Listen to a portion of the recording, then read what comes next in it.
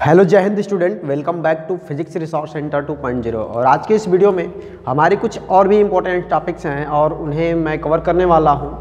और सबसे पहले आपका जो इम्पोर्टेंट ये टॉपिक्स हैं कुछ इस तरीके से हैं कि पहला आपका प्रेरण है, दूसरा आपका चुंबकीय फ्लक्स है, तीसरा वैद्युत चुंबकीय प्रेरण संबंधित फैराडे के नियम, चौथा आपका लेंज का नियम और पाँचवा फ्लेमिंग के दाएँ हाथ का नियम। ये इंपॉर्टेंट टॉपिक्स अगर इसमें से देखा जाए तो जो सबसे ज़्यादा इंपॉर्टेंट है वो आपका चुंबकीय फ्लक्स है और फैराडे का नियम। वैसे देखा जाए तो सभी इंपॉर्टेंट हैं, लेकिन ये दोनों कुछ ज़्यादा ही इंपॉर्टेंट हैं, ठीक ना। चलिए, तो सबसे पहले क्या होता है प्रेरण। क्या होता है प्रेरण? इंडक्शन जिसे हम लोग कहते हैं, ठीक ना। प्रेरण का मतलब होता है प्रेरित हो जाना। प्रेरित हो जाने का मतलब है इंस्पायर हो जाना। कहने का मतलब ये प्रेरण जो होता है हमारा 3 प्रकार से होता है। और ये 3 प्रकार कौन कौन से हैं हम इस चीज़ को पहले समझते हैं कि जो 3 प्रकार हैं हमारे प्रेरण के वो कौन कौन से हैं। पहले यदि हम प्रेरण की बात करते हैं तो जो हमारा पहले होता है वो क्या होता है? विद्युत प्रेरण। वैद्युत प्रेरण। दूसरा आपका क्या होता है? चुंबकीय प्रेरण। चुंबकीय प्रेरण। और जो तीसरा है आपका विद्युत चुंबकीय प्रेरण। विद्युत चुंबकीय प्रेरण। ये आपके प्रेरण जो होता है, प्रेरण कुछ इस 3 प्रकार से होता है। अब इन तीनों प्रकारों को यदि हम डिस्क्राइब करें तो वैद्युत प्रेरण का मतलब है कि आवेशित हो जाना। आवेशित हो जाने का मतलब ये है कि यदि हमारी कोई एक आवेशित वस्तु ए है, जैसा आपको फिगर में दिख रहा होगा, कोई एक हमारी आवेशित वस्तु ए है और इसके आसपास हमने एक अनावेशित वस्तु बी को रखा है और इसके प्रभाव से जो ये अनावेशित वस्तु बी है इसके सिरों पर विपरीत प्रकृति का आवेश उत्पन्न हो जाता है, तो यह प्रक्रिया वैद्युत प्रेरण कहलाती है। या फिर हम ये भी कह सकते हैं कि विद्युत के प्रभाव से किसी पदार्थ का या फिर किसी अनावेशित वस्तु का आवेशित हो जाना वैद्युत प्रेरण कहलाता है। तो आई होप कि आपको ये चीज़ समझ में आ गया होगा। नेक्स्ट है हमारा चुंबकीय प्रेरण। चुंबकीय प्रेरण का मतलब क्या है कि चुंबकित हो जाना, अर्थात उस वस्तु में चुंबक का गुण आ जाना। और चुंबक का गुण कैसे आता है कि जब भी किसी वस्तु के, जैसे आपके मान के चलिए ये आपका एक लोहे की छड़ पी है।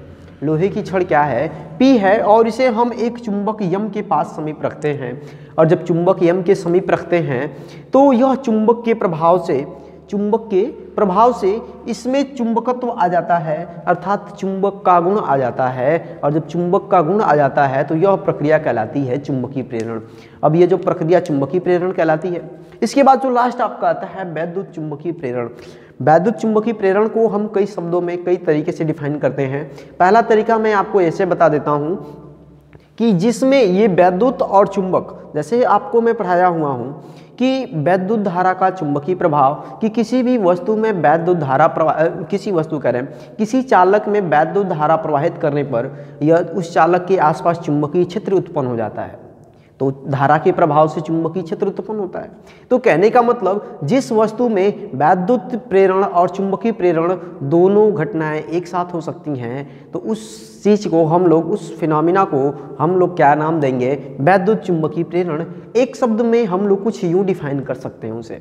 दूसरे शब्दों में हम कैसे डिफाइन करेंगे वो हम चुंबकीय फ्लक्स पढ़ने के बाद समझेंगे, ठीक ना। तो आपको ये प्रेरण समझ में आ गया होगा कि प्रेरण क्या है। अब हम लोग समझते हैं चुंबकीय फ्लक्स क्या है। चुंबकीय फ्लक्स कहने का मतलब कि पहले हम इसको इरेज कर दें। चुंबकीय फ्लक्स, ठीक ना, क्या होता है इस चीज़ को हम लोग समझते हैं पहले।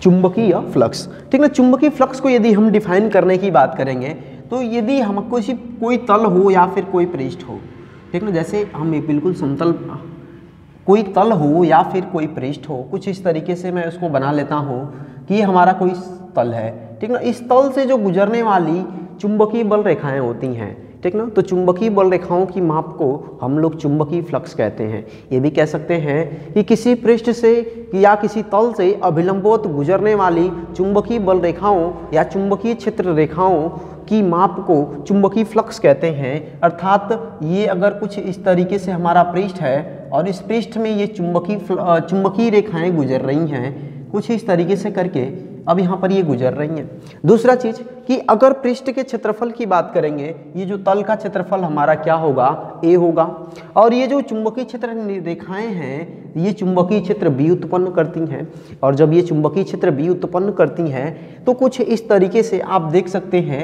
a और b के बीच में जो हमारा एंगल बन जाता है वो कितना बन जाता है, थीटा एंगल बन जाता है, अर्थात थीटा डिग्री कोण बनता है। अगर ये सीधे लंबवत गुजर रही हों, ठीक ना, अगर ये क्षेत्र रेखाएं बिल्कुल इस तरीके से लंबवत गुजर रही हों, ठीक ना, जैसे अगर यहाँ से कुछ रेखाएं प्रवेश करती हैं और बिल्कुल इस तल के बिल्कुल सीध में या फिर ऐसे लंबवत निकल जाती हैं, ठीक ना, और जब लंबवत निकल जाती हैं तो इस पृष्ठ के तल के क्षेत्रफल a और चुंबकीय क्षेत्र b के बीच में जो एंगल बनता है वो थीटा बराबर में 0 डिग्री बनता है। तो इस अवस्था में जो चुंबकीय फ्लक्स होता है वो अधिकतम होता है, अर्थात चुंबकीय बल रेखाएं ज़्यादा गुजर सकती हैं, ठीक ना। तो आपको ये चीज़ समझ में आ गया होगा। अब ये जो चुंबकीय फ्लक्स होता है इसे हम लोग फाई से निरूपित करते हैं, फाई, ठीक ना, एक सिंबल है, ऐसे गोला बना के ऐसे काट दीजिएगा, ये आपका बन जाता है फाई, ठीक ना। अब यहाँ पर हम चुंबकीय क्षेत्र की बात करते हैं तो मैं इसको लिख देता हूँ फाई बी।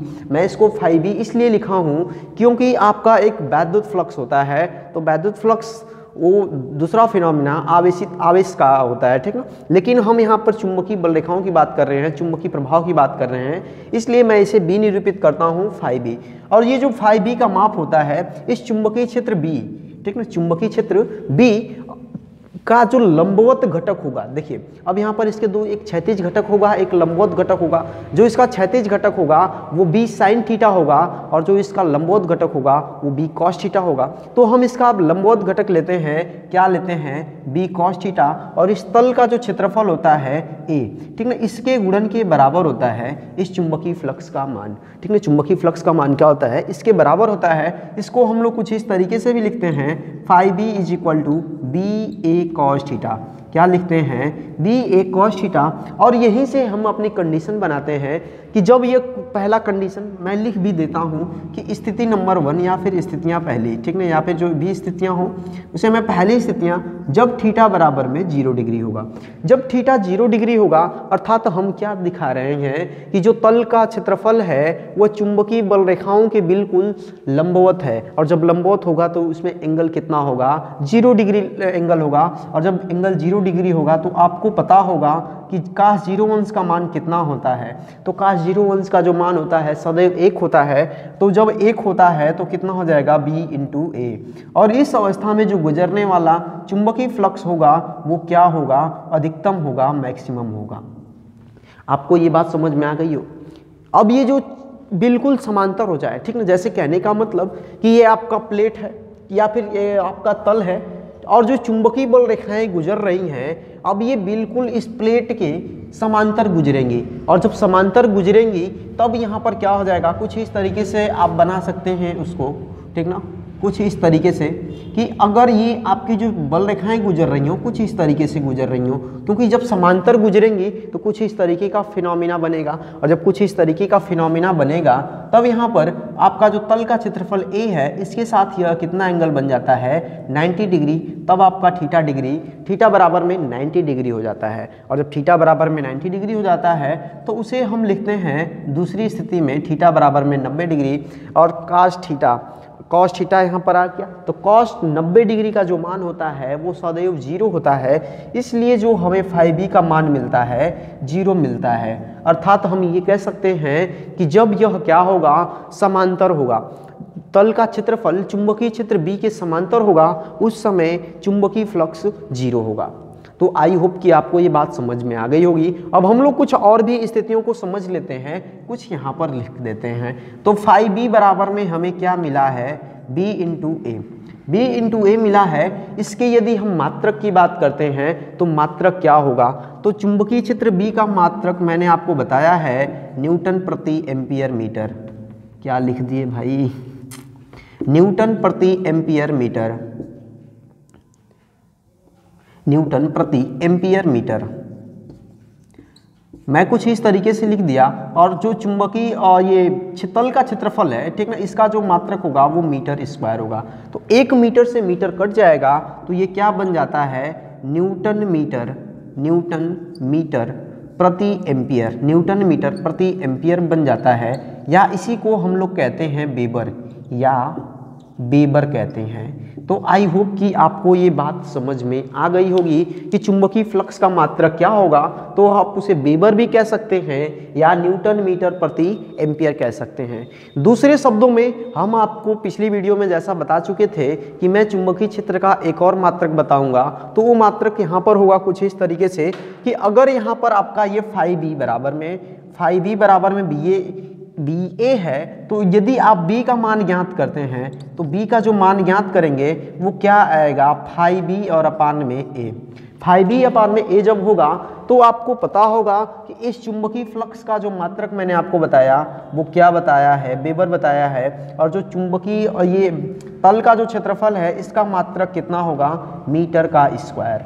तो आपका एक और मात्रक मिल जाता है, आप इसको या करके लिखेंगे, या वेबर प्रति मीटर स्क्वायर, वेबर प्रति मीटर स्क्वायर। अब यहाँ पर आपके दो मात्रक मिल गए, एक आपका चुंबकीय क्षेत्र का मात्रक न्यूटन प्रति एम्पियर मीटर मिला, दूसरा जो मात्रक मिला वो वेबर प्रति मीटर स्क्वायर मिला। तो यहाँ से आपने चुंबकीय क्षेत्र को भी समझा और चुंबकीय क्षेत्र को। अब एक चीज़ यहाँ पर और भी आता है, आपसे पूछता है चुंबकीय फ्लक्स घनत्व क्या होता है।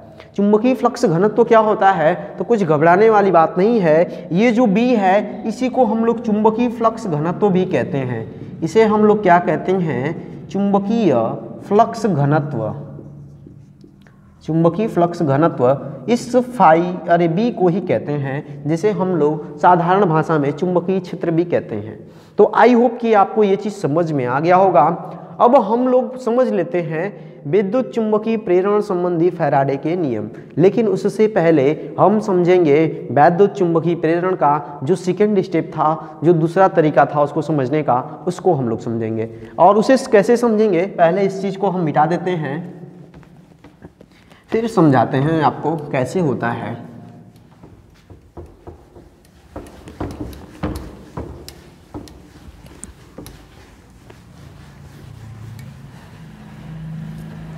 चलिए, तो अगर हम बात करते हैं वैद्युत चुंबकीय प्रेरण की, ठीक ना, यहाँ पर मैं टाइटल लिख देता हूँ इसका, विद्युत चुंबकीय प्रेरण, विद्युत चुंबकीय प्रेरण, ठीक ना। और जब विद्युत चुंबकीय प्रेरण की हम बात करेंगे कुछ इस तरीके से, जैसे मैंने आपको परिनलिका के बारे में बताया हुआ है, क्या होती है परिनलिका, ठीक है। तो मैं एक परिनलिका बनाता हूँ, यहाँ पर मैं 3 परिनलिका बनाऊंगा आपको समझने के लिए। कुछ इस तरीके का हमारा एक ऐसी परिनलिका बनाता हूँ, इस पर मैं एक चालक तार के फेरों की कुंडली लपेटते हैं, और इस कुंडली को लपेटने के बाद इसे हम एक गैल्वेनोमीटर से जोड़ देते हैं, और इस गैल्वेनोमीटर से जोड़ने के बाद ये आपका गैल्वेनोमीटर, ठीक है। और यहाँ पर एक और हम परिनलिका बनाते हैं बिल्कुल सेम साइज की,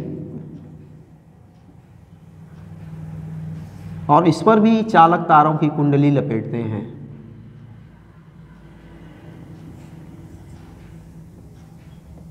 ये भी आपका गैल्वेनोमीटर है। एक और मैं बना लेता हूं परिनलिका,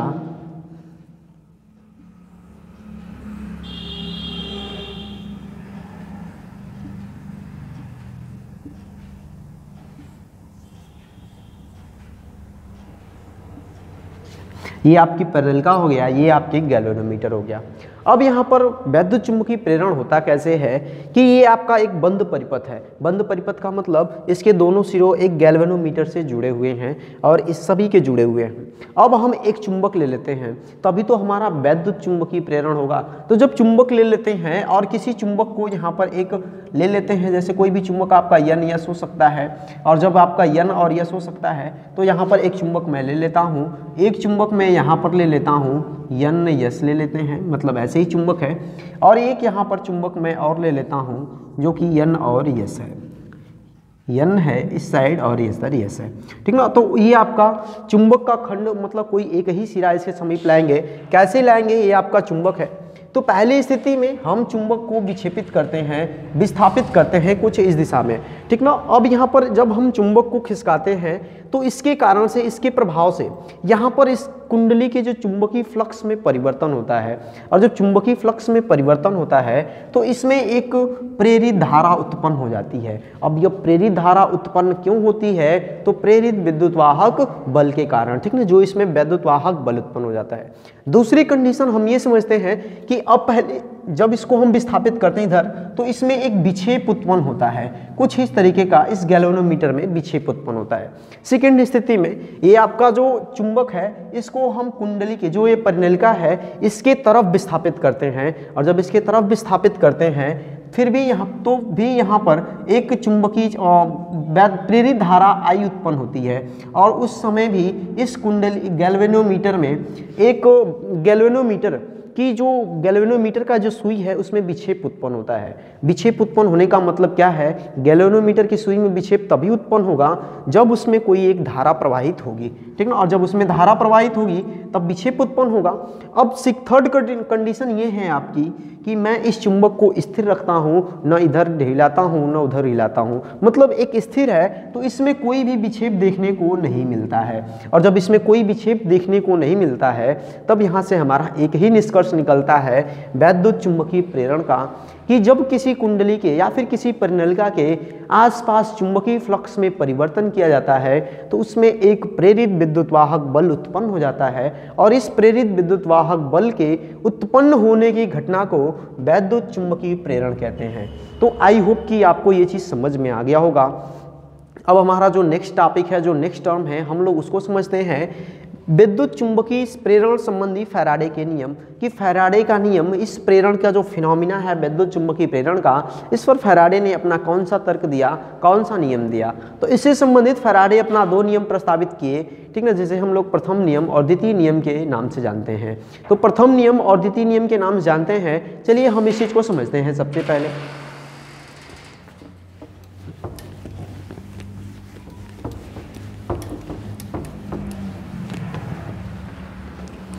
फैराडे के विद्युत चुंबकीय प्रेरण संबंधी फैराडे के नियम।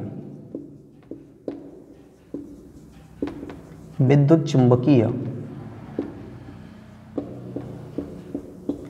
प्रेरण संबंधी फैराडे के नियम।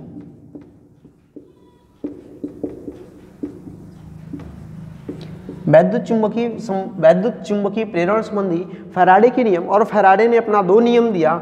एक आपका दिया प्रथम नियम और दूसरा जो आपका है द्वितीय नियम, ठीक ना। प्रथम नियम और द्वितीय नियम दोनों बिल्कुल ही आसान है। क्या है चलिए समझ लेते हैं। द्वितीय नियम, प्रथम नियम की बात करेंगे तो उन्होंने ये बताया कि जब भी किसी बंद परिपथ के चुंबकीय फ्लक्स में परिवर्तन किया जाता है, मैं शायद इस चीज़ को लिख नहीं रहा हूँ, आप मेरी आवाज़ सुन करके लिख सकते हैं कि जब भी किसी बंद कुंडली में या किसी बंद परिपथ में चुंबकीय फ्लक्स में परिवर्तन किया जाता है तो कुंडली में प्रेरित विद्युतवाहक बल उत्पन्न हो जाता है। तो कुंडली में एक प्रेरित विद्युतवाहक बल उत्पन्न हो जाता है। ये आपका फैराडे का प्रथम नियम है। तो फैराडे का प्रथम नियम आप कैसे याद रखेंगे? तो ये आप वैद्युत चुंबकीय प्रेरण से भी याद रख सकते हैं कि जब भी कुंडली के आसपास के चुंबकीय फ्लक्स में परिवर्तन होता है तो उसमें एक विद्युतवाहक बल उत्पन्न हो जाता है। ये आपका फैराडे का प्रथम नियम कहलाता है। उसके बाद हम यदि फैराडे के द्वितीय नियम की बात करते हैं तो इसमें उन्होंने अपने कुछ गणितीय तर्कों को समाहित किया, कुछ गणितीय रूप में प्रस्तुत किया। और वो गणितीय रूप कैसे प्रस्तुत किया उस चीज़ को मैं पहले बता देता हूँ कि जब भी किसी बंद परिपथ के चुंबकीय फ्लक्स में परिवर्तन किया जाता है, चुंबकीय फ्लक्स में परिवर्तन किया जाता है तो उस परिपथ में उत्पन्न विद्युतवाहक बल का मान कुंडली में चुंबकीय फ्लक्स में परिवर्तन की दर के अनुक्रमानुपाती होता है। अर्थात हम कुछ इस तरीके से कहें कि पहले जो परिवर्तन φ1 था, चुंबकीय कुंडली का जो चुंबकीय फ्लक्स था वो φ1 था, और यह डेल्टा टी समय के पश्चात φ2 हो गया। मतलब डेल्टा टी समय के पश्चात नहीं, डेल्टा टी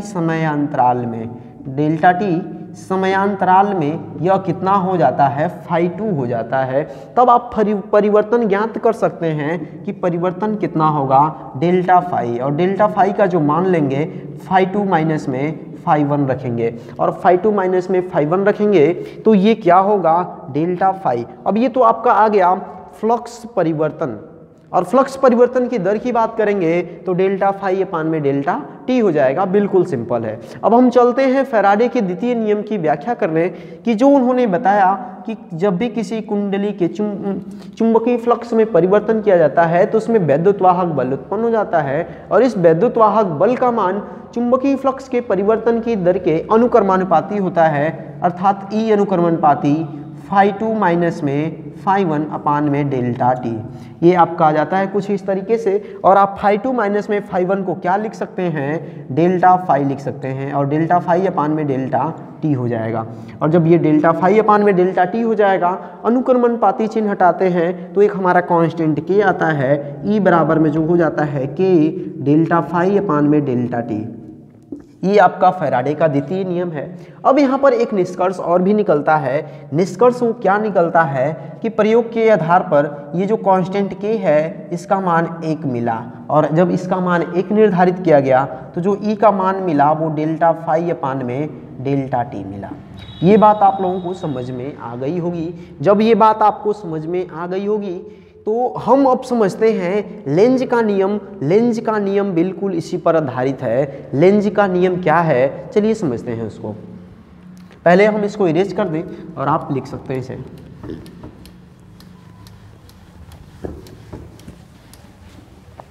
लेंज का नियम क्या चीज है, यहां पर मैं टाइटल दे देता हूं लेंज का नियम।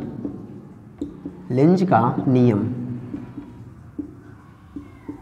लेंज ने अपने प्रयोग के द्वारा निष्कर्ष क्या निकाला कि किसी चुंबकीय फ्लक्स में या फिर किसी कुंडली में, ठीक है, चुंबकीय फ्लक्स में नहीं, किसी कुंडली में जब चुंबकीय फ्लक्स में परिवर्तन होता है, और जब चुंबकीय फ्लक्स में परिवर्तन होता है तो प्रेरित विद्युत वाहक बल अथवा प्रेरित धारा की दिशा सदैव ऐसी होती है कि वह जिसके कारण उत्पन्न हुई है उसी का विरोध करती है। जिसके कारण उत्पन्न हुई है उसी का क्या करती है, विरोध करती है। तो यही लेंज ने बताया। अब विरोध क्यों करती है, इसका गणितीय रूप हम लोग देख सकते हैं।